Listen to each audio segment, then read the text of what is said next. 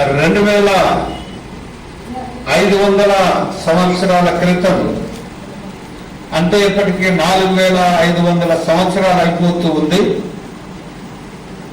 నోవహు కాలంలో జలప్రలయం వచ్చింది. ఆ జలప్రలయం వచ్చినప్పుడు చాలా విపరీతమైన పరిస్థితులు ఎదుర్కొన్నారు ఆ దినాల్లో ఉన్న ప్రజలు. అందుచేత ఆ విపరీతమైన పరిస్థితులు ఎదుర్కొనకూడనట్లు దేవుడు నోవహుకు ఆజ్ఞాపించాడు. నోవహు, నీ కొరకు, నీ ఇంటి వారి ప్రాణ రక్షణ కొరకు ఒక ఓడను సిద్ధం చేసుకో. ఎందుకంటే ఇక కొన్ని సంవత్సరాల్లో ఈ భూమి మీదకి వర్షం రాబోతూ ఉంది. ఆ వర్షంకు అందరూ చనిపోతారు.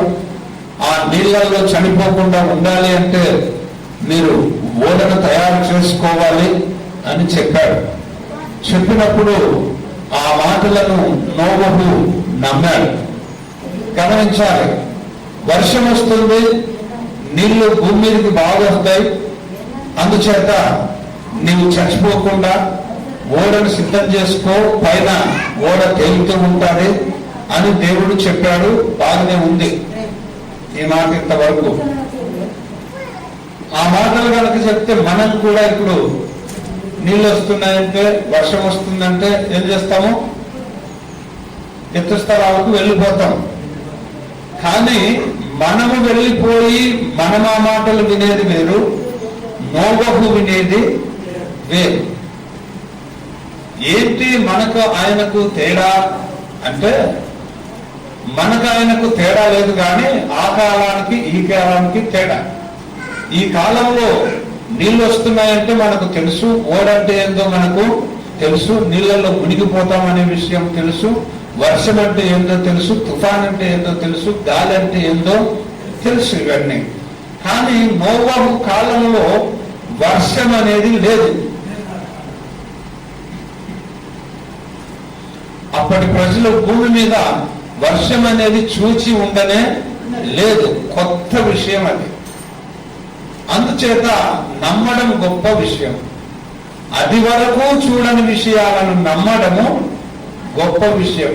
నోవహు అయితే ఓడ చేసుకున్నారు. చేసుకున్న తర్వాత ఆ ఓడకు పైనుండి 3 కిందికి కిటికీని ఏం చేయాలి? ముగించాలి. ఓడకు పైనుండి 3 కిందికి ఆ కిటికీని చేసి ముగించాలి. దేవునికి స్తోత్రం, హల్లెలూయా. ఈ కిటికీలు అన్నప్పుడు కిటికీ ఏ ఇంటికైనా తప్పనిసరిగా ఉంటుంది. కిటికీ ఉండుట ద్వారా వెంటిలేషన్ వస్తుంది. కిటికీ ఉండుట ద్వారా మంచి అనుకూలత ఉండదు. కిటికీ లేని ఇల్లు అనేది ఉండదు ఆ దినాల్లో. కానీ ఇప్పుడు కిటికీలు ఉండకుండా పోతున్నాయి. ఎందుకంటే కిటికీ ఉండాలంటే బయట స్థలం వదలాలి. బయట స్థలం వదలాలంటే ఎక్కువ జాగ కావాలి. అందుచేత స్థలాలు రేట్ ఎక్కువైపోయినందువల్ల ఇక కిటికీలు పెట్టడం లేదు, ఇళ్ళకి పెట్టడం లేదు. పేదవాళ్ళ వల్ల చిన్న చిన్న ఒక్క ప్లాట్ను 2 కొనుక్కొని అరపాలలో పెట్టుకొని కిటికీలు లేకుండా జీవించవలసి వస్తూ ఉంది. సరే, ఈ కిటికీ మొదటి భాగం మనం నేర్పేది ఏంటంటే, దేవుని వాక్యాన్ని చదువుకున్నప్పుడు ఇది రక్షణ కిటికీ. ఇది ఏ కిటికీ అండి? రక్షణ కిటికీ. ఈ కిటికీ ఏ కిటికీ? రక్షణ కిటికీ అని మనం గమనించాలి. ఆ కిటికీలో నుండే సమాచారము తెలుసుకున్నాడు.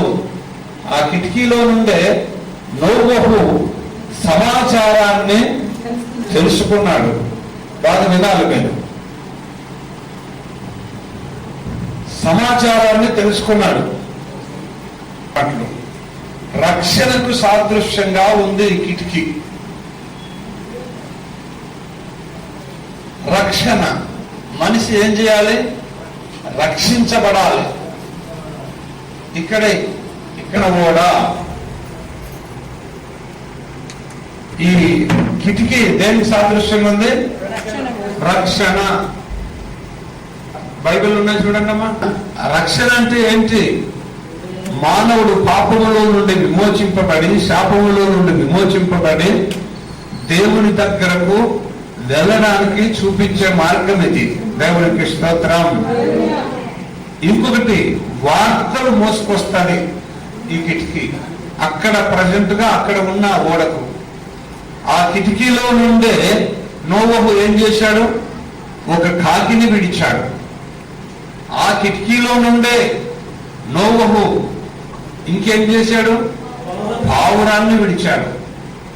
ఆ కిటికీలో నుండే పావురం రిటర్న్ రావడము, పావురాన్ని లోపలికి మరలా తీసుకోవడం. ఆ కిటికీలో నుండే ఒక వారం ఆగి ఇంకొక పావురాన్ని వదిలాడు. వదిలితే ఆ పావురం సాయంకాలమున తుంబట్ట పట్టుకొని వచ్చింది. అప్పుడు తీసుకున్నాడు మరలా లోపలికి దాన్ని. సమాచారం అంతా ఏం తెలుపుతూ ఉందండి? కిటికీ తెలుపుతూ ఉంది. సమాచారం అంతా ఏం తెలుపుతుంది? కిటికీ తెలుపుతూ ఉంది. మనం కూడా ఇళ్లలో ఉన్నప్పుడు, తలుపులు వేసుకొని ఉన్నప్పుడు సమాచారం అంతా బయట ఎవరు పోతున్నారు, ఎవరు తిరుగుతున్నారు, దొంగలు పోతున్నారా, ఎవరు పోతున్నారు అనే సమాచారం అంతా తెలుసుకోవడానికి ఏది ఉపయోగపడుతుంది? కిటికీ. తలుపు ఎంత తీస్తే దొంగలు వస్తారు. తలుపు లోపల గడియ పెట్టుకునే ఉంటూ కిటికీ కొంచెం అట్లా తెలుసుకొని కిటికీలో నుంచి చూస్తూ ఉంటే బయటికి సమాచారం అంతా మనకు తెలుస్తూ ఉంటుంది. ఆ విధంగా కిటికీ ఏది సూచిస్తూ ఉంది? నోవహు యొక్క కిటికీ సమాచారాన్ని తెలియజేస్తూ ఉంది. అందుకే ప్రభు అయిన యేసు అన్నాడు, అలాగే యెషయా భక్తుడు అన్నాడు, మేము తెలియజేసిన సమాచారము ఎవడు నమ్మెను, మా వార్త ఎవడు వినెను అంటాడు. బాగా గమనించాలి. మన చెవులను ఎన్నిటికో ఉపయోగిస్తాం. అంటే ఎన్నో సమాచారాలకు మన చెవులను ఆలకింపజేస్తాం. అయితే వాక్యము వినాలన్నా, పాటలు వినాలన్నా, ప్రార్థన వినాలన్నా, సాక్ష్యాలు వినాలన్నా మన యొక్క ఈ చెవులను అప్పగించడానికి ఏం చేస్తామండి? సుముఖత చూపలేము. అంతగా సుముఖత చూపలేము. కనుక మన చెవులను ఏం చేయాలి? సమాచారం వినేటట్లు సిద్ధపరచుకోవాలి. ఇప్పుడు 5 సాక్ష్యాలు విన్నాను. ఇందులో ఒక సాక్ష్యం సంతోషలత ఏమిచ్చింది సాక్ష్యం? నీవే నన్ను సారము కలిగించెదవు, నీవే నాకు సారము కలిగించెదవు, నీవే నన్ను పచ్చగా ఉంచెదవు, వాత్సల్య పూర్ణుడా నా ప్రియ యేసయ్యా, వారధిగా నిలచితివే నిత్య సియోనుకు అనే పాట పాడుతూ ఉన్నప్పుడు దేవుడు ఆమెలో ఏం మొదలు పెట్టాడంట అని ఎందుకన్నాను? ఏమిన్నారు? ఆమె సాక్షి ఉన్నారా? ఆమె చెప్పిన సాక్ష్యం ఏంటంటే, ఆ పాట పాడుతూ కన్నీళ్లు గారుస్తూ దేవుణ్ణి స్తుతిస్తూ ఉంటే దేవుడు అప్పటి నుంచే ఆమెలో ఉన్న ఈ కాళ్ళ నొప్పులను, ఈ చేతి నొప్పులను స్వస్థపరచడము ప్రారంభించాడట. దేవునికి స్తోత్రం. సమాచారం వింటే ఎంత అద్భుతంగా ఉంటుందో చూడండి. మనము పాటలు పాడితే ఆరోగ్యం వస్తుంది అని ఈ సాక్ష్యం ద్వారా చెబుతున్నా. మనం వాక్యం వింటే ఆరోగ్యం వస్తుంది. మనము ప్రార్థన వింటే ఆరోగ్యం వస్తుంది. మనము ఇతరుల ఆరాధన చేస్తున్నప్పుడు మౌనంగా కూర్చొని అవన్నీ ఆలకిస్తూ, అంటే ఆ సమాచారాన్ని అంతటినీ చెవుల ద్వారా మనం సేకరిస్తే మన జీవితాలు ఏమైతాయండి? ధన్యమైతాయి. దేవునికి స్తోత్రం, దేవునికి స్తోత్రం, దేవునికి స్తోత్రం. కనుక ఈ అద్భుతమైన కృప దేవుడు ఎప్పుడు మనల్ని తాకుతాడో మనకు తెలియదు. చాలా మంది చరిత్రలు మనం చూసినప్పుడు దేవుణ్ణి స్తుతిస్తూ ఉండగా దేవుని కార్యాలు చేశాడు. దేవుణ్ణి స్తుతిస్తూ ఉండగా దేవుడు అద్భుతాలు చేశాడు. దేవునికి ప్రార్థన చేస్తే దేవుడు అద్భుత కార్యాలు చేశాడు. దేవుణ్ణి గురించి పాడుతూ ఉంటే ఎర్ర సముద్రం 2 పాయలు అయితూ ఉంది. దేవుణ్ణి ఎన్నో రీతులుగా ఎవరికి పరిశుద్ధాత్ముడు నడిపింపు ఇస్తారో ఆ నడిపింపు ప్రకారం వారు దేవుణ్ణి ఆరాధన చేస్తున్నారో ఆ చేసే కొలది దేవుడు వారికి ఏమిస్తున్నాడండి? స్వస్థత ఇచ్చుచూ ఉన్నాడు. ఏది అవసరతో ఆ అవసరత దేవుడు వారికి తీరుస్తూ ఉన్నాడు. కొందరికి స్వస్థత, కొందరికి ప్రయాణ వసతులు. ఏం వసతులు? ప్రయాణ వసతులు. ఇశ్రాయేలీయులకు ఏం వసతి వచ్చింది? ప్రయాణ వసతి. ఎర్ర సముద్రం ఎదురుగా ఉంది, అది చీలిపోవాలి, అది విడిపోవాలి. ఏమొచ్చింది? ప్రయాణ వసతి ఏర్పడింది. దేవునికి స్తోత్రం. యెహోషువ ప్రార్థన చేయగా సూర్య చంద్రులు ఆగిపోయారు. దేవునికి స్తోత్రం. ఇక్కడ ఏమొచ్చింది? ఇక్కడ ఏమొచ్చిందంటే యెహోషువ ప్రార్థన చేయగా సూర్యచంద్రులు సహకరించారు. అంటే ప్రకృతి యుద్ధానికి సహకరించి ఒక రోజల్లా పగలుగానే ఉండిపోయింది. అడిషనల్ గా 24, అసలు 12 గంటలు వరకు పగలు ఉండవలసింది. ఆ రోజు 24 గంటల వరకు ఏముంది? పగలుగానే ఉంది. దేవునికి స్తోత్రం. ఇది అద్భుతం. దేవునికి స్తోత్రం. హల్లెలూయా. ఇశ్రాయేలు ప్రజలు ఎరికో గోడల దగ్గరికి వచ్చి ఎరికో చుట్టూరు తిరుగుతూ తెల్లవారుజామున రోజు ఒక మారు ఎరికో చుట్టూ తిరిగారు. అలాగూ 7వ రోజు 7 మార్లు తిరిగి దేవుణ్ణి స్తుతించగా ఎరికో గోడలు కూలిపోయెను. దేవునికి స్తోత్రం. ఎన్నొచ్చాయి ఇందులోనే మనకు. పాటలు పాడితే ఆరోగ్యం, ప్రార్థన చేస్తే ప్రకృతి సహకరిస్తుంది, దేవుణ్ణి స్తుతిస్తే మనకు జయము కలుగుద్ది. మనము దేవుణ్ణి గురించి ధ్యానించుకుంటూ ఉంటే ప్రయాణ వసతులు, సౌకర్యాలు మనకు కలుగుతాయి. ఇశ్రాయేలుకు కలిగాయలేయా? కలిగాయి కదండి. ఆ విధంగా దేవుని కార్యాలండి ఇవన్నీ. ఏదో ఎగిరెగిరి వాక్యం చెప్తేనే కాదు, మనం ఆ వాక్యాన్ని స్వీకరించి మన మనసు దాని మీద పెడితే దేవుడు వాళ్ళకి ఏం చేయగలడు? అద్భుతం, రక్షణ. ఇదంతా ఏంది? రక్షణ. ఇప్పుడు కావాల్సింది మనిషికి ఏంది? ఈ కరోనా కాలంలో ప్రొటెక్షన్ కావాలి, ఇంకేమొద్దు. ఏం కావాలి? రక్షణ కావడానికే రక్షణ కవచంగా ఏం పెట్టారు? వ్యాక్సిన్.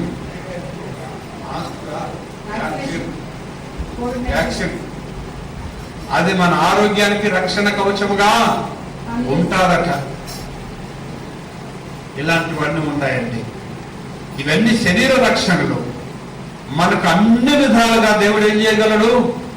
రక్షణ ఇవ్వగలడు. దేవునికి స్తోత్రం. రెండవదిగా రెండవ కిటికీని గురించి మనం తెలుసుకుందాం. రెండవ కిటికీని మనం తెలుసుకుంటే ఇందులో ఉన్న సంగతి చూడండి. యెహోషువ గ్రంథము 2వ అధ్యాయము 15వ వచనం. యెహోషువ గ్రంథము 2వ అధ్యాయము 15వ వచనం. ఆమె ఇల్లు పట్టణపు ప్రాకారము మీద ఉండెను, ఆమె ప్రాకారము మీద నివసించున్నది గనుక త్రాడు వేసి కిటికీ ద్వారా వారిని తింపెను. ఈ మాటలు జాగ్రత్తగా గమనించాలి మనం. బాగా నేర్చుకోవాలి సత్యాలు. ఇశ్రాయేల్ ప్రజలు క్రీస్తుకు పూర్వము 1500 సంవత్సరాల ముందు ఈ సన్నివేశం యెహోషువ ఆ దినాల్లో ఇశ్రాయేల్ ప్రజలను నడిపిస్తూ ఉన్నాడు. ఇశ్రాయేల్ ప్రజలను నడిపిస్తూ ఉన్నప్పుడు ఇశ్రాయేల్ ప్రజలకు ఆ యెరికోను జయించాలని దేవుడు చెప్పాడు. ఆ యెరికో పట్టణాన్ని జయించాలి అంటే ఏంటి విషయం అంటే, యెరికోకు పెద్ద ప్రాకారం ఉంది. ఆ ప్రాకారము చాలా వెడల్పు కలిగినది. ఇప్పుడు మీ భాషలో చెప్పాలి అంటే ఆ చుట్టూ దానికి, ఆ పట్టణానికి చుట్టూ ప్రాకారం ఉంది.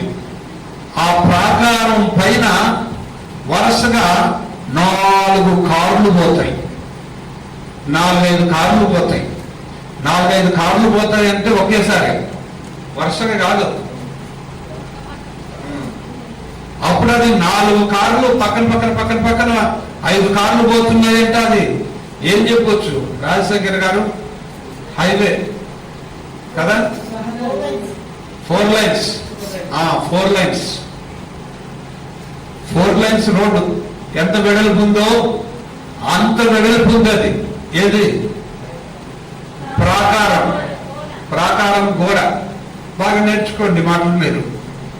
అంటే ఇప్పుడు మనం కర్నూలుకు పోతే పెద్దలైందిగా, మీకు అర్థం కావాలి. అవతల్ని ఇవతల్ని 2 కలిపితే ఎంత వెడల్పు ఉందో అంత వెడల్పు. ఏంటి? చుట్టూ ప్రాకారం మొత్తం. దేనికి? ఆ యెరికో పట్టణానికి అంతా. దేవునికి స్తోత్రం. యెరికో అనగా అర్థము సువాసన అని అర్థం. యెరికో అంటే అర్థం ఏంటంటే సువాసన. సువాసన అని దీనికి పేరు ఎందుకు వచ్చిందంటే, వినాలి బాగా మీరు. ఆ యెరికో మైదానానికి ఈత చెట్లు ఎక్కువ ఉన్నాయండి. ఖర్జూరపు చెట్లు, ఈత చెట్లు విస్తారంగా ఉన్నాయి. ఆ ఈత చెట్లు, ఖర్జూరపు చెట్లు విపరీతంగా పంట వస్తూ ఉంటది అన్ని కాలాల్లో. ఇదొక కాలంలో వస్తే అదొక కాలంలో వస్తాయి, అదొక కాలంలో వస్తే ఇదొక కాలంలో వస్తాయి. ఈ కాలాలలో పంట వస్తూ ఉంది. పంట వస్తూ ఉన్నప్పుడు వాటికి ఏమొస్తూ ఉంటుందండి? పంటకు ముందు పూత వస్తుంది. ఆ పూత ఆ యెరికో పట్టణానికి చాలా సువాసన ఇస్తుందండి. అందుకే ఆ పట్టణానికి సువాసన అని అర్థం వచ్చే పేరు ఉంది. దేవుడికి స్తోత్రం. హల్లెలూయా. ఇంకా ఏంటంటే ఆ యెరికో పట్టణం ప్రాకారం మీద, పట్టణం యొక్క ప్రాకారం మీద చిన్న వాళ్ళు ఏం వేసుకుంటారంటే ఇల్లు వేసుకొని నివసిస్తారు. సైడ్కి ఏం వేసుకుంటారు? ఒక చిన్న ఇల్లు వేసుకొని నివసిస్తూ ఉంటారు. ఈ రహాబు కూడా యెరికో ప్రాకారం మీదనే ఆమె ఇల్లు ఉంది. బైబిల్లో చదువుకుంటూ ఉంది కదండి. ఆమె ఇల్లు పట్టణపు ప్రాకారము మీద నివసించున్నది. దేవునికి స్తోత్రం. ఆమె ఇల్లు ఎక్కడుందండి? పట్టణపు ప్రాకారం మీద ఉంది. ఒక సైడుకు ఎంత పెద్దదో చూడండి ఇప్పుడు ఆ ప్రాకారం. దేవునికి స్తోత్రం. హల్లెలూయా, హల్లెలూయా, హల్లెలూయా. దేవునికి మహిమ కలుగును గాక. అయితే ఈ సన్నివేశం అంతా చెప్పడం కాదు కానీ, యెహోషువ 2 మనుషులను పంపుతాడు, వేగుల వారిని. వారు వెళ్ళి చక్కగా ఎవరింటికి పోతారండి? రాహాబు ఇంటికి వెళ్తారు. ఆ రాహాబు ఇంటికి వెళ్ళినప్పుడు ఆమె వృత్తి ఏ వృత్తి అంటే వేశ్య వృత్తి. ఆమె వృత్తి ఏ వృత్తి? వేశ్య వృత్తి. వేశ్య వృత్తిలో జీవిస్తూ ఉంటారు. ఈ 2 మనుషులు వెళితే ఆమె ఆహ్వానిస్తుంది. ఆహ్వానించిన తర్వాత వాళ్ళు చెప్తారు కొన్ని విషయాలు. అమ్మా మేమిట్లా అని అబ్రహాము నుండి అబ్రహాము మా పితరుడైన అబ్రహాము హారాములో ఉన్నప్పుడు దేవుడు ప్రత్యక్షమై ఆయన్ను కనాను దేశానికి తీసుకొచ్చి ఆయనకు కుమారుణ్ణిచ్చాడు. ఆ కుమారునికి ఇస్సాకు అని పేరు పెట్టారు. ఆయనకు ఆ ఇస్సాకు 2 పిల్లల్ని ఇచ్చాడు. ఒకడు ఏశావు, ఒకడు యాకోబు. యాకోబుకు 12 పిల్లల్ని ఇచ్చాడు, ఒక కుమార్తెనిచ్చాడు. మొత్తం 11. ఆ 12 కుమారుల యొక్క సంతానమే ఇశ్రాయేలీలని అనబడుతున్నారు. వాళ్ళు ఇప్పటికీ ఆ ఐగుప్తు దేశానికి వెళ్ళి అక్కడ బానిసలుగా ఉన్నాం. ఆ ఐగుప్తు దేశంలో ఆ ఐగుప్తీయులకు మా దేవుడైన యెహోవా 10 తెగుళ్ళు తెప్పించి వాళ్ళను మమ్మల్ని విడిపించి ఈ కనాను దేశానికి నడిపిస్తూ ఉన్నాడు. నడిపిస్తూ ఉన్నప్పుడు మధ్యన మీ యెరికో పట్టణము తటస్థపడింది. గనుక ఈ దేశాన్ని మేము తప్పకుండా జయిస్తాం అంటే ఆమె ఆ మాటలన్నీ చక్కగా వింటా ఉంది. దేవునికి స్తోత్రం, దేవునికి స్తోత్రం, దేవునికి స్తోత్రం. ఆ మాటలన్నీ ఆమె ఏం చేస్తుందండి? చక్కగా వింటుంది.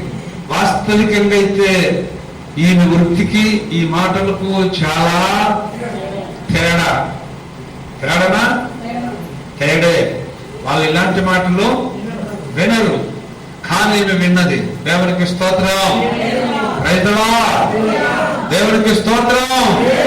విని ఆమె కూడా ఏమంటుందో చూడండి దేవుని వాక్యాన్ని.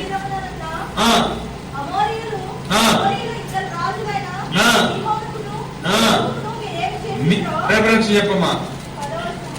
యెహోషువ 2వ అధ్యాయము 10వ వచనం.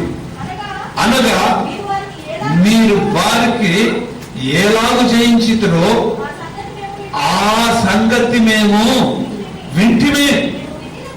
వినినప్పుడు మా గుండెలు కరిగిపోయాయి. దేవునికి స్తోత్రం. Praise the Lord. గుండె ఏమైపోయింది? వేశ్యలకు గుండె ఉంటుందా అని మీరు అనుకుంటారేమో. వాళ్ళకు కూడా గుండె ఉందా లేదా? 11 రాతి గుండె వాళ్ళు అంటారు. నో, అందరూ అలాగో ఉండరు. అయ్యా, మీ విషయాలు మేము విన్నాం. మీ దేవుడైన యెహోవా మాట వినినప్పుడు మా గుండెలు కరిగిపోయినాయి. ఈ జనులకు, మా దేశ జనులకు పూర్తిగా వణుకు పట్టుకుంది, భయం పట్టుకుంది. ఎప్పుడు వస్తారో మా మీద పడతారో అని. అయ్యా, దయచేసి నేను మీకు సహాయం చేశాను. ఈ రాత్రి మిమ్మల్ని దాచిపెట్టాను గనుక ఈ దేశాన్ని మీరు జయించడానికి వచ్చినప్పుడు నా ఇంటిని మీరు కాపాడగలరా?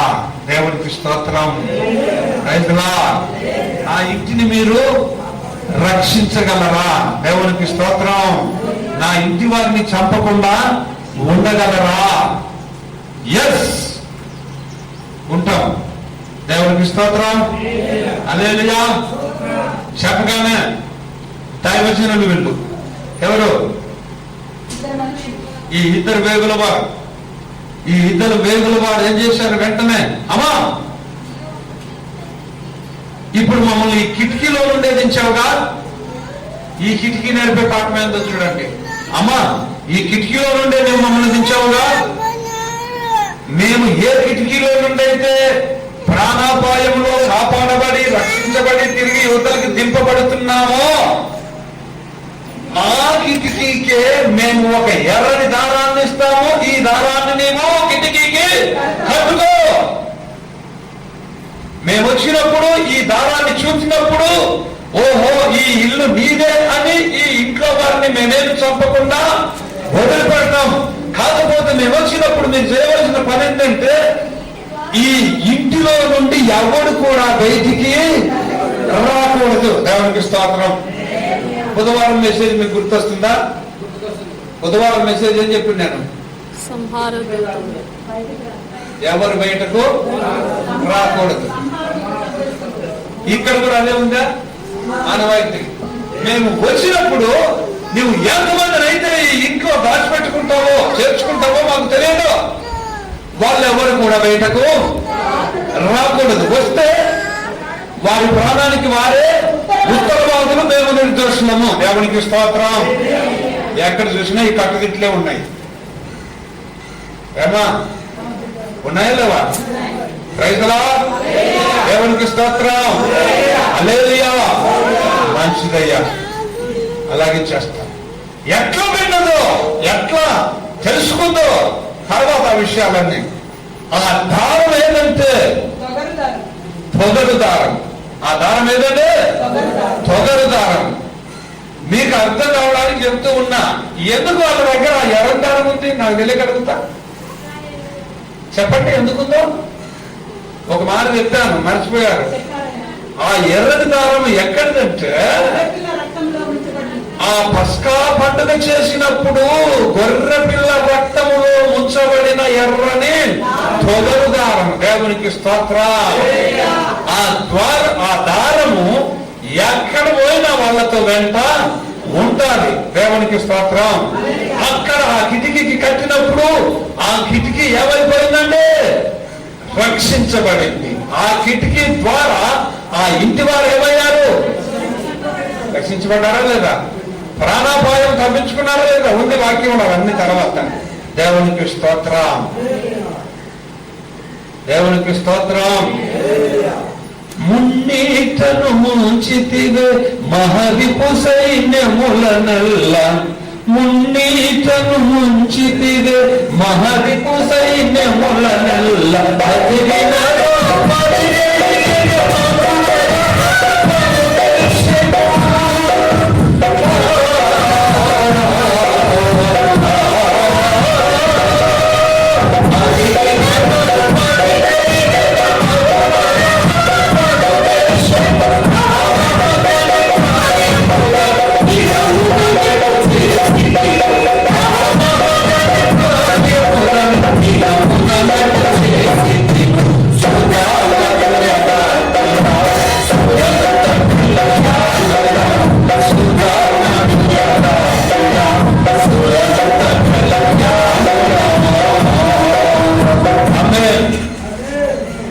దేవునికి స్తోత్రం. ఎంత చక్కగా వారు రక్షించబడాలో చరిత్ర ద్వారా మనకు అర్థమవుతూ ఉంది. దేవునికి మహిమ కలుగును గాక. దేవునికి స్తోత్రం కలుగును గాక. ఆ కిటికే వారిని ఏం చేసింది? కాపాడింది. ఆ ఎరికో పట్టణమంతా ఒక్క మాటలో మీరు వినాలంటే ఆ ఎరికో గోడలన్నీ స్తుతుల ద్వారా కూల్చబడ్డాయి. భూమిలోకి దిగబడిపోయినాయి, కూలిపోలేదు. భూమిలోకి ఏమైపోయినాయి? దిగబడిపోయినాయి. కూలిపోతే కింద పడుతుంది. గోడ కింద పడితే ఆమె ఇల్లు కూడా ఎక్కడుంది? పాకారం మీద ఉంది. ఇల్లు కూడా ఏమవుతుంది? కింద పడితే ఇంట్లో ఉన్న వాళ్ళు ఏమైపోతారు? మరి ఏం లాభం? కిటికీకి అలంకారం కట్టి ఆ ప్రాకారం చుట్టూ ఈమె కొరకు ఏమైంది? భూమిలోకి దిగిపోయిందని ఒక చరిత్రకారకుడు చెప్తాడు. దేవునికి స్తోత్రం. హల్లెలూయా. ఈమె కొరకు ప్రాకారమే ఏమైపోయిందంట? భూమిలోకి దిగబడిపోయిందంట. దిగబడి సరిగ్గా ఆమె ఇంటికి ఉన్న ఆ ఇండ్లు లైన్ ఎంతకు వచ్చిందంటే భూమి లెవెల్కి వచ్చేసరికి ఆ గోడ అక్కడికి ఆగిపోయిందంట. భూమిలోకి దిగబడడం. దేవునికి స్తోత్రం. ఈ చిన్న దారం ఎంత పని చేసిందో చెప్పండి. ఇప్పుడు ఈ కిటికీ దారము ఎంత పని చేసిందో. దేవునికి స్తోత్రం. మీరు అనుకోవచ్చు, ఏంటయ్యా మారు మనసు పోతే బాప్తిసం పొందితే రక్షించబడతామా? రేపు పాటన పైకి ఎగిరిపోతామా? శ్రమలు తప్పించుకుంటామా? చిన్న ప్రార్థన చేస్తే ఇన్ని మేలు జరుగుతాయా? దేవుని స్తుతిస్తే ఇన్ని మేలు ఉన్నాయా? దేవుని పాటలు పాడితే ఇన్ని మేలు ఉంటాయా? దేవునికి ప్రార్థన చేస్తే ఇన్ని మేలు ఉన్నాయా? మన మనసు మారితే ఇంత అద్భుతం ఉందా? ఎస్, ఎంతైనా చేస్తాడు దేవుడు. దేవునికి స్తోత్రం. హల్లెలూయా. దేవునికి స్తోత్రం. హల్లెలూయా. ఆశ్చర్యం చేశాడు. రెండవ అనుభవం కిటికీ అనుభవం. దేవునికి స్తోత్రం. దేవునికి మహిమ కలుగును గాక. దేవునికి స్తోత్రం కలుగును గాక. హల్లెలూయా. బాగా గమనించాలి దేవుని మాటలను. మనము దేవుణ్ణి గురించి విన్నా, దేవుణ్ణి గురించి పాడినా, దేవుణ్ణి గురించి స్తుతించిన, దేవుణ్ణి గురించి ప్రార్థన చేసిన మనకేముందండి? ఆశీర్వాదాలు, దీవెనలు. దేవునికి స్తోత్రం. దేవునికి మహిమ కలుగును గాక. దేవునికి స్తోత్రం కలుగును గాక. హల్లెలూయా. యెహోషువ 2:21 అందుకు ఆమె నీ మాట చొప్పున జరుగును గాక అని చెప్పి వారిని వెళ్ళినట్టును. వారు వెళ్ళిన తర్వాత ఆమె ఆ తొగరు దారమును కిటికీకి కట్టెను.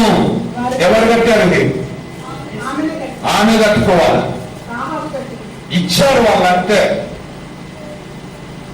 ఆ కిటికీకి తొగరు దారాన్ని కట్టుకోవలసిన బాధ్యత ఎవరిది? ఎవరిదండి? ఇంటి వారిదే. ఇప్పుడు ఎట్లుందంటే, నీవే మా కొరకు ప్రార్థన చేశావు, నాకు ప్రార్థన చేసేది రాదు. మాకేం చేసేది రాదు? ప్రార్థన చేసేది రాదు సార్. నువ్వే చేయి మా కొరకు ప్రార్థన. బైబిల్ చదవాలా? అది రాదు సార్. బైబిల్ అన్ని బాగా చదువుతా కానీ బైబిల్ చదివేది ఒక్కటి రాదు. ఒకవేళ చదువుతూ కూడా నిద్ర వస్తుందేమో నాకు తెలియదు. కనుక నువ్వే మా కొరకు బైబిల్ చదువు. ఉన్నాడు. నువ్వే మా కొరకు ప్రార్థన చేయి, నువ్వే మా కొరకు బైబిల్ చదువు, నువ్వే మా కొరకు ప్రార్థన పెట్టు. మేము రాము. నువ్వే పెట్టు ప్రార్థన. మేమైతే రాము. ఈ కరోనా ఒక సొడ్డు వచ్చింది బాగా. సొడ్డు అంటే అర్థం కాదు. కరోనా అనే ఒక సాగు బాగా వచ్చేసింది. 5-6 కుటుంబాలు రాలే ఇప్పుడు. అంటే మాకు భయం ఏంటంటే, సరే భయపడదాం అనుకున్నాం. వాళ్ళు తలుపులు వేసుకొని ఇళ్ళలోనే ఉన్నారు. బయటికి పోవడం లేదా? సరుకులు కొనుక్కొచ్చుకోవడం లేదా? అప్పుడు పోరా బయటికి? అప్పుడు రాదా కరోనా? చేసే పనులన్నీ చేసేదే. చర్చికి రావడానికి కరోనా సార్ అదే సార్ కరోనా. అవునులే మాకు కూడా మేలేదు లేక ఇక వాటి విషయాలకు కూర్చొని ఏమి పంచాయతీ. మళ్ళీ అందరూ వచ్చినారంటే 2 రోజులు సర్వీసులు పెట్టాలి. ఇవాళ తలకాయ పెట్టిపోయింది అని నేను మనుషులు అనుకోండి. ఓకే, దేవునికి స్తోత్రం. మనము దేవుని కార్యాలు చూడాలి, అద్భుత కార్యాలు చూడాలి, ఆశ్చర్య కార్యాలు చూడాలి, మహత్ కార్యాలు చూడాలి. దేవునికి స్తోత్రం. ఇవన్నీ ఇంకా కిటికీ ఇంకా 2 అనుభవాలు నేర్పుతాయి. కానీ ఇప్పుడు నేను ఇంకా అవన్నీ చెప్పను. టైం చాలదు, 1 గంట అవుతుంది. చిన్న విషయాన్ని నేను జ్ఞాపకం చేస్తాను. దేవుని మాటలు వినుట ద్వారా మనకు ఆశీర్వాదమే, ఏమి నష్టము లేదు. నష్టమేమీ లేదు, కష్టమేమీ లేదు. ఉన్న వ్యాధి పోతుంది, ఆరోగ్యం వస్తుంది, అప్పులు పోతాయి. ఏమవుతాయి? అప్పులు తొలగిపోతాయి. దేవునికి స్తోత్రం. హల్లెలూయా. ప్రార్థన చేస్తే అప్పులు తొలగిపోతాయా? ఎస్. ఇది 50 సంవత్సరాల క్రిందటి మాట చెబుతూ ఉన్నా. ఒక దైవజనుడు ఆంధ్రప్రదేశ్ లో ఐపీసీ దైవజనుడు ప్రార్థన చేస్తూ ఉన్నాడు. ఏం ప్రార్థన అంటే ప్రార్థన చేస్తుంటాడు. ఈ ప్రార్థన ప్రత్యేకమైంది చెప్తారు. ఇల్లు రెంట్కు తీసుకొని సేవ చేస్తున్నాడు. చిన్న సంఘం. కొన్ని పరిస్థితులను బట్టి కానుకలు కూడా సరిపోలేదు. ఈ విశ్వాసులు కూడా అంతంతే కానుకేస్తున్నారు. అప్పుడు ఏం చేశాడంటే, ఆ ఇంటికి కిరాయి కట్టాలి, రెంట్ కట్టాలి. ఆ దినాల్లో 10 రూపాయలు రెంటు. ఎంత? 10 రూపాయలు. ఈ 10 రూపాయలు రెంటు నెల వచ్చేసింది 1వ తేదీ. ఏం అర్థమైతలేదు. ఈ పాస్టర్ గారు ఏం చేశారంటే, మోకాళ్ళ మీద నుండి ప్రార్థన చేస్తున్నాడు. ప్రభువా, ఆయన పేరు మార్క్. ప్రభువా ఇక 1వ తేదీ తెల్లవారితే 1వ తేదీ వచ్చేసింది, తెల్లవారింది వచ్చేసింది. ఇంటి యజమాని వస్తాడు, 10 రూపాయలు రెంట్ కావాలి, లేకపోతే గడిబిడి చేస్తాడు. ప్రభువా నీవు నాకు సహాయం చేయి అని మోకాళ్ళ మీద నుండి ప్రార్థన చేస్తావా ఉన్నాడు. చేస్తా ఉంది, ఎంతసేపు బాగా అరగంట అయిపోయింది, 3/4 గంట అయిపోయింది. ప్రార్థన చేసి అనుకున్నాడు, అడిగిన వాటినల్లా, నీకు వాక్యం రాదు కదా, అడిగిన వాటినల్లా పొంది ఉన్నామని నమ్ముడేది ప్రభు చెప్పాడు. ఆ మాట పట్టుకుని ఎంతసేపు ప్రార్థన చేశాను, విశ్వాసంతో నీవు నాకు ఇచ్చినావు దేవా, నీకు స్తోత్రం, నేను ముగిస్తున్న ప్రార్థన అని అనుకున్నాడంట. అని ఆమెనని కథ తెలిసి అక్కడికి వచ్చున్నాడంట. సైతానుడు వచ్చి, మార్కు అడిగిన వాటినల్లా పొందినామంటివి, ఏవి 10 రూపాయలు చూపి, 10 రూపాయలు వచ్చినా నమ్మినవు, అమ్మేనని ముగించావు కదా, 10 రూపాయలు చూపి, 10 రూపాయలు చూపి అంటున్నాడంట. సైతానుడు ప్రేరేపణ ఇస్తున్నాడు. మళ్ళీ ఒకవైపు ప్రార్థన అయిపోయి కూర్చున్నాక ఇస్తుంటే ఆ దినాల్లో కష్టాలు వచ్చినా, నష్టాలు వచ్చినా, ఏదైనా వ్యాధులు వచ్చినా, ఆ సైతానుడు శోధించినా ఎక్కువ ఏం చెప్పేవారు, ఏసు రక్తమే జై, ఏసు రక్తమే జై, ఏసు రక్తమే జై అంటున్నాడంట. అంటూ ఉంటే బయట ఒకరు వచ్చి తలుపు కొడుతున్నారంట. తలుపు కొడుతూ ఉంటారు. ఏ తలుపు కొడుతున్నారు, ఎవరు వచ్చినారు, ఈ ఇంటికి రాయి మనిషి వచ్చినా, యజమానుడు వచ్చినా, సరే కదా అని పోయి తలుపు తీసుకున్నాడు. తలుపు తీస్తే సంతకం పెట్టి నీకు మనీ ఆర్డర్ వచ్చింది అన్నాడు పోస్ట్ మ్యాన్. దేవునికి స్తోత్రం. మనీ ఆర్డర్ వచ్చింది, వచ్చింది. ఆ మనీ ఆర్డర్ ఎక్కడి నుంచో తెలుసా, ఈయన రైల్వే స్టేషన్ లో 2 నెలల కిందట కూర్చొని ఉన్నాడట. కూర్చొని ఉంటే అక్కడ ఒక ఆయన కళ్ళల్లో మోకాలు వాసినదట. వెళ్తా ఉంటే ఆయన పేరు ఏదో ఉంది కానీ మొత్తానికి దాంట్లో డ్యూటీ చేస్తాడు. ఎవరు, రైల్వే ఎంప్లాయీ. పోతుంటే నువ్వు ఇట్టబోతున్నావు అట్టబోతున్నావు, రూల్స్ లేదు, నీకు ఏమి లేదని సేవకుని అంటూ ఉంటే, సార్ నీ కారు ఏంటి సార్ అంతలా ఉంది, హార్న్ చేస్తా అని ఆయన అడగక ముందే స్తోత్ర ప్రభు ఆ కాలును పట్టుకున్నట్ట. స్తోత్ర ప్రభు ఈ కాలును బాగు చేయన స్వస్థపరిచే దేవుడు అని కొన్ని మాటలు చెప్పి ఏసునామని అడుగుతున్నాం కదా ఆమేన్ అని లేచిపోతున్నాడు. బలంగా ఇక ఆయన కొరకు ప్రార్థన చేస్తే ఏం కోపం చేస్తాడు, ఎవరు ఏమను, నీ పేరేం పేరు, మార్కు, ఏం చేస్తావు, సేవకుని, నీ ఇల్లు ఎక్కడ, అక్కడ, నీ పోస్ట్ ఎక్కడ, ఫలానికి వెళ్ళి పాలితే అన్నాడు. అది సాయంత్రానికి ఆ కాళ్ళు నొప్పి ఏమైందంట, పడిపోయిందంట. దేవునికి స్తోత్రం. ఆయన ప్రభు ఆ వ్యక్తిని మాట్లాడటం ద్వారా ఆ వ్యక్తి ఆ సేవకునికి ఎంతకైనా కానుక పంపుదామని మనీ ఆర్డర్ చేశాడంట. 10 రూపాయలు. పోస్ట్ మ్యాన్ వచ్చి కొడితే ఆ తలుపు తీస్తే 10 రూపాయలు పెట్టాలి. దేవునికి స్తోత్రం. ఇచ్చినాడు, మనీ ఆర్డర్ తీసుకున్నాడు, తలుపేసినాడు. ఎవరు, పాస్టర్ మార్క్. తలుపేసి మళ్ళీ మోకాళ్ళ మీద కూర్చొని, రే సైతానా అడిగిన వాటిని ఎలా పొందినామని చెప్తానంటు కదరా, 10 రూపాయలు చూపమంటు కదా అని చెప్పి 2 మొత్తం ఇచ్చినాడు 20 రూపాయలు. 6 రూపాయలు ఇదిగా చూడు సైతానా, ఉందా లేదా చూసుకో, నీకు లెక్క వస్తుందా రాదా, ఏందనుకుంటున్నావు, 10 రూపాయలు అంటే ఏంది అనుకుంటున్నావు, 10 ఆజ్ఞలతో సమానం అన్నాడట. ఎవరికి స్తోత్రం. 10 రూపాయలు అంటే ఏమనుకుంటున్నావు చెప్పండి, 10 ఆజ్ఞలతో సమానం. ఏమనుకుంటున్నావు, 10 ఆజ్ఞలు అంటే ఏందనుకుంటున్నావు, 10 ఆజ్ఞలను అనుబంధం కలిగి బైబిల్ అంతా 66 పుస్తకాలు ఉంది. దేవునికి స్తోత్రం. ఈ 10 ఆజ్ఞలకు అనుబంధం కలిగి 66 పుస్తకాలు ఉన్నాయి. దేవునికి స్తోత్రం. సైతానుడు ఏమైపోయాడంట, ముఖం చిన్న పుచ్చుకున్నాడంట. నీ ముఖం చిన్న పుచ్చుకుందా లేదా, పుచ్చుకుంది అంటున్నాడు. పద చాలా ఉండాక ఇక్కడ అన్నాడంట. అలాగూ మనం ప్రార్థన చేస్తే దేవుని దగ్గర నుండి జవాబు వస్తుందా? వస్తుందా? దేవునికి స్తోత్రం. మనం నమ్మిన దేవుడు ఎవరు అనుకుంటున్నారమ్మా? సజీవము గలవాడు, జీవము గలవాడు, మరణాన్ని జయించిన వాడు, పునరుద్ధానుడైన వాడు, పరిశుద్ధుడు, పవిత్రుడు, పాపులలో చేరక ప్రత్యేకంగా ఉన్నవాడు. దేవునికి స్తోత్రం. హల్లెలూయా.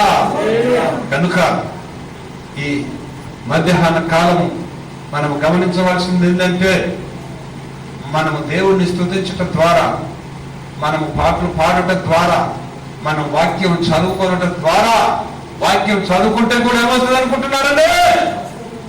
చెప్పాలి, ఏమవుతుందో? చదువుకోండి. అర్థం కాదు సార్, నాకు చదువుకోవాలని ఆశ. ఏం కాదు? అర్థం కాదు సార్. అర్థమైతేనే బైబిల్ చదువుతావా? అర్థం కాకపోతే చదవవా? చెప్పండి పిల్లలు, అర్థమైతేనే చదువుతారా? దాన్ని చదవరా బైబిల్? మాట్లాడరు? చదవండి, మీకు అర్థం కావాల్సిన పని ఏముంది? చదువుకుంటూ పోంది అంటే అది కూడా ఒక ఆశీర్వాదమే. దేవునికి స్తోత్రం. ఐథియోపియుడైన నపుంసకుడు రథం మీద కూర్చొని యెషయా గ్రంథాన్ని చదువుకుంటూ పోతున్నాడు. ఆయనకు అర్థమైందే నా దిబ్బ? అర్థమైంది అనుకున్నారా? అర్థం కాల వాక్యం. అర్థం కాకుండా అంటే పరిశుద్ధాత్ముడు సువార్తికుడైన ఫిలిప్పు దగ్గరకు వచ్చి, ఫిలిప్పు నువ్వు పరిగెత్తుకొని పోయి ఆ రథాన్ని కలుసుకో. ఎందుకు కలుసుకోవాలని అడగలేక ఫిలిప్పు ఆ మాట అనగానే ఏం చెప్తున్నాడు? చాలా రైతులా పరిగెత్తిపోయి ఏం కలుసుకున్నాడు? రథాన్ని కలుసుకొని. అప్పుడు ఈ రథం ఆపి పైకి రా, కూర్చో. నీవు చదువుతున్నది నీకు అర్థమవుతుందా అని అడిగాడు ఫిలిప్పు. ఎవరిని? ఐథియోపియుడైన నపుంసకుడిని. అప్పుడు ఏమన్నాడు? ఒకరు నాకు త్రోవ చూపకపోతే నాకు ఎలాగూ తెలియను. అప్పుడు ఆయన చదివేది ఏంటంటే, వదకు తేయబడిన గొర్రె పిల్ల బొచ్చు కత్తరించు వాని ఎదుట ఎలాగు మౌనముగా ఉండెనో ఆయన అలాగూ నోరు తెరవకుండెను అని యెషయా గ్రంథం 53వ అధ్యాయము చదువుకుంటూ ఉన్నాడు. దాన్ని వివరించాడంట. ఆ గొర్రె ఎవరనుకుంటున్నారు? యేసు ప్రభు. జనన మరణ పునరుద్ధానాలను గూర్చి ప్రకటించగా దారిలోనే ఆ నపుంసకుడు దిగి నీళ్ళల్లో ఏం చేశాడు? బాప్తిస్మం పొందాడు. దేవునికి స్తోత్రం. ప్రపంచంలో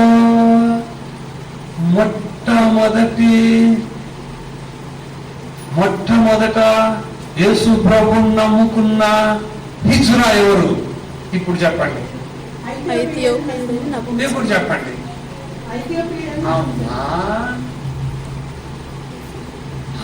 ఇండియాలో యేసు ప్రభువును నమ్ముకున్న మొట్టమొదటి హిజ్రా. ఇంకా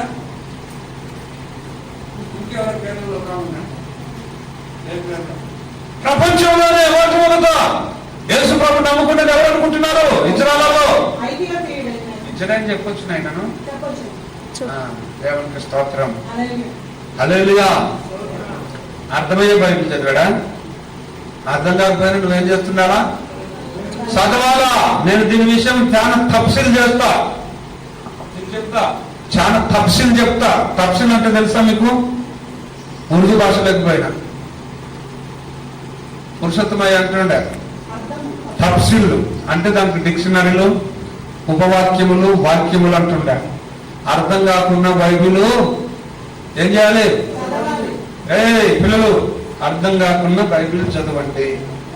రుచిగా లేకున్న భోజనము తినండి నోరు మూసుకొని. మీరు ఎట్లున్నారంటే ఇప్పుడు రుచిగా ఉంటేనే భోజనం. అవునా? నాకు పెడతాను, నాకు డబ్బులు ఇవ్వమే, నేను బయట తినాలా? తిరుమతి కాదు, ఎట్లా తినాలా? తప్సిలు అంటే ఇవే చాలా ఉండేవి చెప్పేటివి. తినబుద్ధి ఎందుకు కాదు? లోపలికి దొబ్బి నీళ్ళు తాగితే పోదు, లోపలికి పోయినా కాదు రుచి కావాలి, రుచి లేదని రిటర్న్ వస్తుందా? అది చేయవలసిన పని నేను ఏమేమి ప్రోటీన్లు ఇవ్వాలనో అది ఇస్తూనే ఉంటుంది. ఎంతవరకు ఆ రుచి అంతే. అవుతుందా? చెప్పండి. వెళ్తారా నవీనా వినయ అమ్మాయికి తెలుస్తుంది. ఆ తర్వాత కనుక రుచి లేకపోయినా ఏం చేయాలా?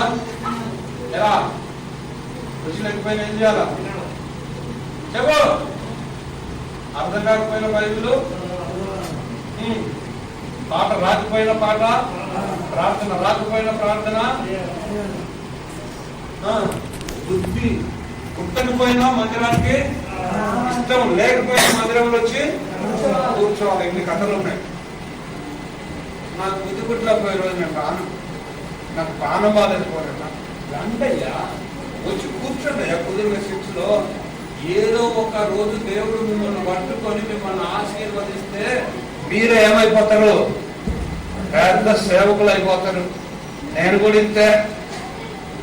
నేను కూడా తొందరనే యేసుప్రభు నమ్మక ముందు బైబిల్ చదువు అంటే చిన్న చిన్న చిన్న చిన్న వాక్యాలలో చదివి ముగిస్తుంది తప్పించుకోవడానికి. కలసా ఉంటాయని కీర్తనల గ్రంథం చదువుతాయి. అవి భయంకరంగా కొడతాయి. మళ్ళీ సామెతలు పోయినా అవి మరీ భయంకరంగా కొట్టినాయి.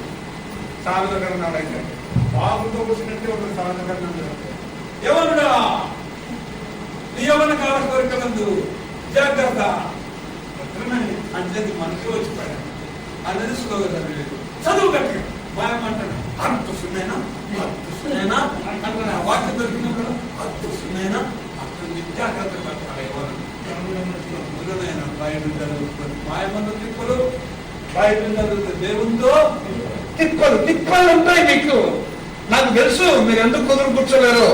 ఈ కుదురుగా కూర్చుంటే నేను చెప్పే వాక్యము మీకు ఎట్లుంటుంది లోపల. ఈ చెంప బాలు కొట్టిట్టు, ఈ చెంప బాలు కొట్టిట్టు, ఈ బాలు కొట్టిట్టు ఉంటే నాకు తెలుసు. అందుకే మీరు కూర్చోలేదు. నాకు తెలుసు. ఈ స్టేజీ వల్ల నేను మాట్లాడుతున్నా అయిపోయాయి. మా పాస్టర్ గారు ఆ రథాలను గుర్రాల గురించి చెప్పినప్పుడు రథాలంటే టిక్ టక్ టిక్ టక్ అంటుంది. అంత కుర్రానికి బాగా తెలుసు. నేను అందరికంటే ముందు చెప్తుంటే మార్కులు కొట్టాలని. అంత కుర్రానికి బాగా తెలుసు. టిక్ టక్ టిక్ టక్ టిక్ టక్ టిక్ టక్ అని వస్తున్నాయి. కుర్రానికి బాగా ఎందుకు తెలుసు అంటే సినిమా చూసేస్తాడు కదా అనుకుంటా. ముందు దొరికినాయని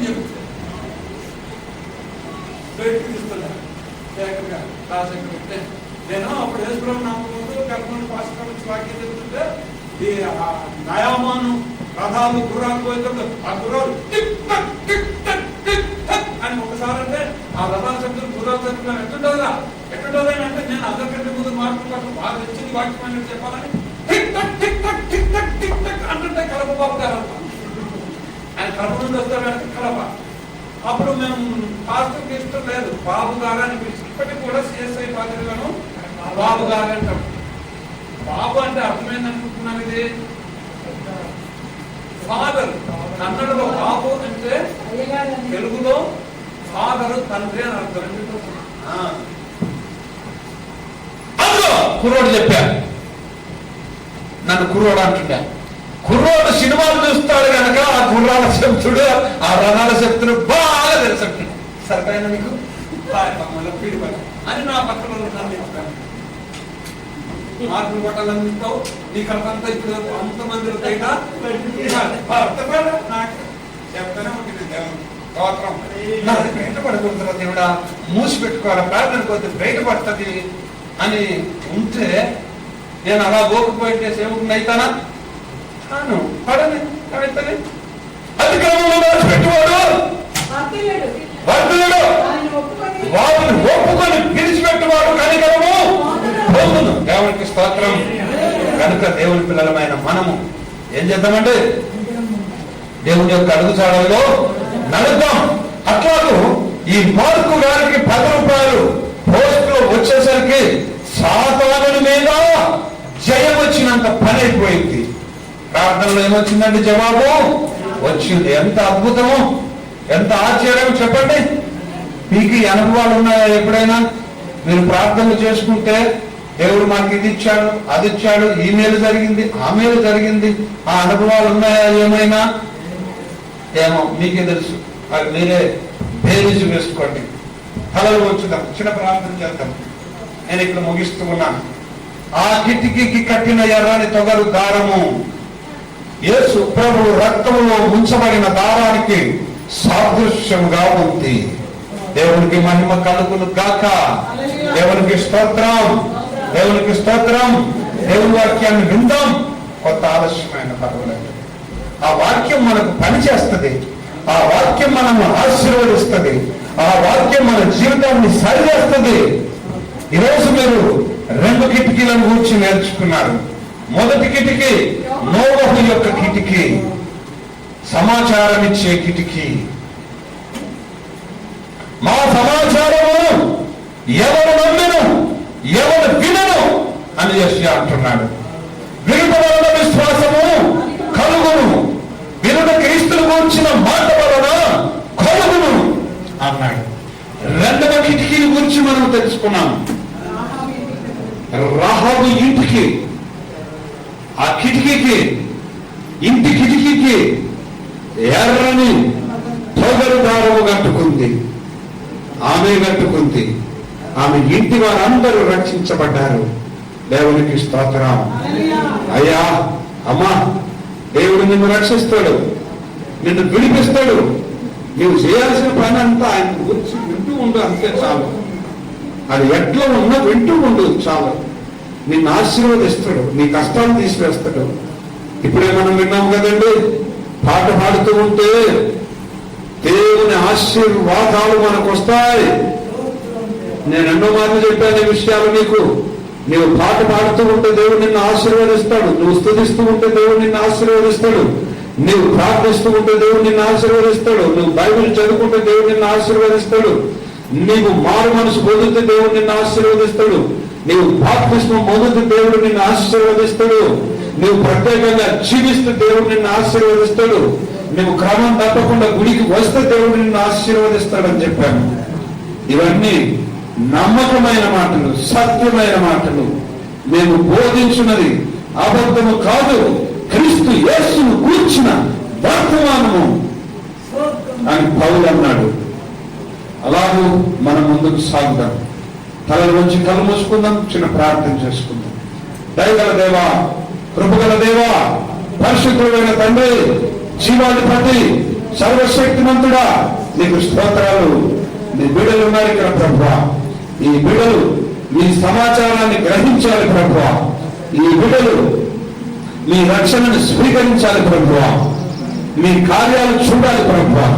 యేసు దేవుడా, అలాగే చేయనైనా, కృప చూపునైనా.